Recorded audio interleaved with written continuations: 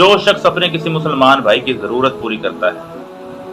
تو اللہ تعالیٰ اس کی ضرورت پوری کرتا ہے، اور جو شخص کسی مسلمان بھائی سے کوئی مصیبت دور کرتا ہے تو قیامت کے دن اللہ تعالیٰ اس مسلمان بھائی کی مصیبت دور کرے گا جس نے دنیا میں اپنے مسلمان بھائی کی مصیبت کو آسانی میں بدلا تھا۔ جو شخص کسی مسلمان بھائی کی پردہ پوشی کرتا ہے تو قیامت کے دن اللہ تعالیٰ بھی اس مسلمان کی، اپنے اس بندے کی پردہ پوشی کرے گا جس نے دنیا میں رہتے ہوئے اپنے مسلمان بھائی کی پردہ پوشی کی۔ اب ہم ذرا سوچیں نا، اس دور میں، اس فتنے میں کتنے لوگوں کی ہم پردہ پوشی کرتے ہیں، کتنے لوگوں کے ہم عیب چھپاتے ہیں، ان کی کمیاں، ان کی کوتاہیاں، ان کی کمزوریاں ہمیں معلوم ہوتی ہیں، لیکن ہم کوشش کرتے ہیں کہ کوئی ایسا وقت آئے، ایسا ٹائم آئے کہ ہم اس کی کمزوری کو دنیا کے سامنے پیش کر دیں،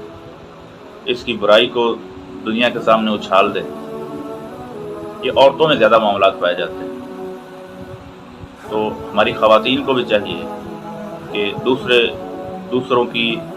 جو عیب جوئی ہے، ان کی کمزوریاں اور کوتاہیوں کی کھوج میں رہنا، یہ بات بالکل درست نہیں کہ ایک مسلمان کسی بھی تکلیف میں، مصیبت میں اور پریشانی میں مبتلا ہو سکتا ہے۔ اس کے مسلمان بھائی کی یہ ذمہ داری ہے کہ وہ اس کو مصائب اور پریشانیوں سے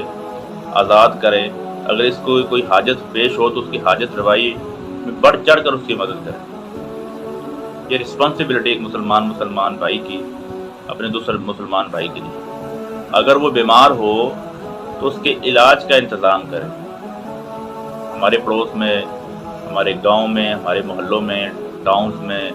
ہمارے جاننے والوں میں، ہمارے دوستوں میں کتنے لوگ ایسے ہوتے ہیں جو بیمار پڑ جاتے ہیں اور ان کے پاس اپنی بیماری سے چھٹکارا حاصل کرنے کے لیے وہ وسائل ہی نہیں ہوتے۔ تو ہمیں سوچنا ہے آج کہ اگر ہم اللہ تعالیٰ کو راضی کرنا چاہتے ہیں تو اس مسلمان بھائی کی بیماری میں اس کی عیادت کریں، اس کی مدد کریں، اس کی دیکھ بھال کریں، اس کے علاج کا پراپر انتظام کریں، اور جتنا ہو سکے اس کی مدد کریں، اس کے دکھ درد میں شریک ہوں، اس کی ہیلپ کریں، اس کا ذریعہ بنیں، اس کے لیے آسانی کے اسباب پیدا کریں۔ اس کو کسی مسلمان بھائی کو کسی ظلم سے، کسی جبر سے